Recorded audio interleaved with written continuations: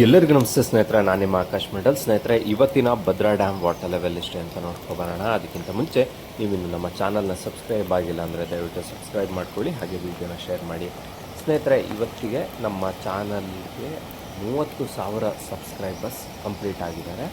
ಅದಕ್ಕೆಲ್ಲ ನೀವೇ ಕಾರಣ, ನಮ್ಮ ರೈತ ಬಾಂಧವರು ಹಾಗೂ ವಿದ್ಯಾರ್ಥಿ ಮಿತ್ರರು. ನಿಮಗೆಲ್ಲರಿಗೂ ಕೂಡ ನನ್ನ ಕಡೆಯಿಂದ ಧನ್ಯವಾದ. ಸ್ನೇಹಿತರೆ, ಇವತ್ತು ಅಂದರೆ 7 July 2026 Bhadra dam water level 140 ಅಡಿ 6 ಇಂಚು ಆಗಿರುವಂಥದ್ದು. ಇನ್ನು ಇವತ್ತಿನ ಒಳಹರಿವು, ಇವತ್ತಿನ ಇನ್ಫ್ಲೋ ವಿಚಾರಕ್ಕೆ ಬರೋದಾದರೆ 8,117 ಕ್ಯೂಸೆಕ್ ನೀರು ಒಳಹರಿವು ಆಗಿರುವಂಥದ್ದು. ಇನ್ನು ಇವತ್ತಿನ ಹೊರಹರಿವಿನ ವಿಚಾರಕ್ಕೆ ಬರೋದಾದರೆ 212 ಕ್ಯೂಸೆಕ್ ನೀರು ಹೊರಹರಿವು ಆಗಿರುವಂಥದ್ದು. ಇನ್ನು ರೈಟ್ ಬ್ಯಾಂಕ್ ಚಾನಲ್ ಭದ್ರಾ ಬಲದಂಡೆಗೆ ಯಾವುದೇ ರೀತಿ ನೀರು ಕಳಿಸಲಾಗ್ತಾ ಇಲ್ಲ, ಆದರೆ ಎಡದಂಡೆಗೆ 50 ಕ್ಯೂಸೆಕ್ ನೀರನ್ನು ಬಿಡಲಾಗ್ತಾ ಇದೆ.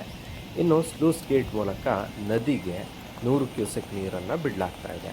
ಇನ್ನು ಎವಾಪ್ರೇಷನ್, ಆವಿಯಾಗಿ ಹೋಗುತ್ತಿರುವಂಥ ನೀರು 62 ಕ್ಯೂಸೆಕ್ ಇದೆ.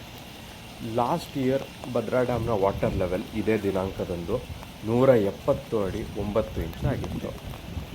ಇನ್ನು ಲಾಸ್ಟ್ ಇಯರ್ನ ಇನ್ಫ್ಲೋ, ಲಾಸ್ಟ್ ಇಯರ್ನ ಒಳಹರಿವಿನ ವಿಚಾರಕ್ಕೆ ಬರೋದಾದರೆ ಲಾಸ್ಟ್ ಇಯರ್ ಬರೋಬ್ಬರಿ 20,626 ಕ್ಯೂಸೆಕ್ ನೀರು ಒಳಹರಿವು ಬಂದಿತ್ತು. ಅದೇ ರೀತಿ ಹೊರಹರಿವಿನ ವಿಚಾರಕ್ಕೆ ಬರೋದಾದರೆ 5,198 ಕ್ಯೂಸೆಕ್ ನೀರನ್ನು ಹೊರಹರಿವು ಹಾಕಲಾಗಿತ್ತು. ಇದು ಭದ್ರಾ ಡ್ಯಾಮ್ನ ಮಾಹಿತಿ ಸ್ನೇಹಿತರೆ.